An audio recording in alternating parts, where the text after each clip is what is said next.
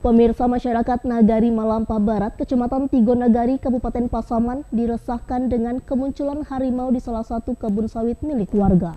Mengantisipasi terjadinya konflik antara warga dan satwa liar, Wali Nagari beserta pemerintah kecamatan himbau warga untuk tidak beraktivitas pada malam hari di area perkebunan.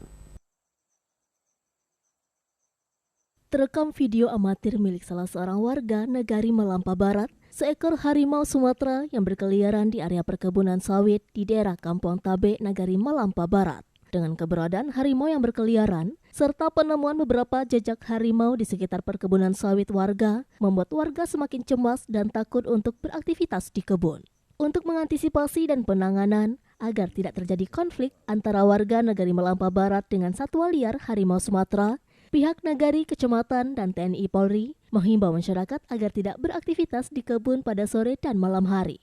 Yuni Effendi, Wali Nagari Malampah Barat, menyampaikan untuk kasus penampakan harimau di area perkebunan sudah ditangani pihak BKSDA Kabupaten Pasaman dan berharap konflik antara warga dan satwa liar bisa segera teratasi di Nagari Malampah Barat.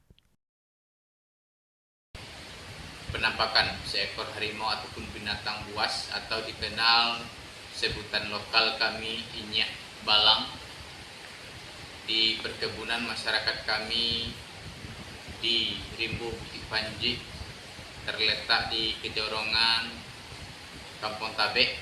Harapan kami sebagai Wali Nagari untuk mengantisipasi masalah ini, tentu kami menghimbau seluruh masyarakat kami yang berkebun di atas Rimbo Bukit Panji ataupun Rimbo Malampah untuk bisa menghentikan aktivitasnya dari jam 16 sampai jam 8 pagi atau rutinitas dibolehkan hanya jam 8 pagi sampai jam 16 sore.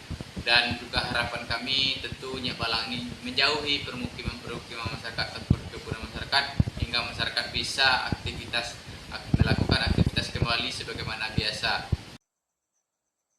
Dari Pasaman, Sumatera Barat, Aryo Hanas, iNews melaporkan.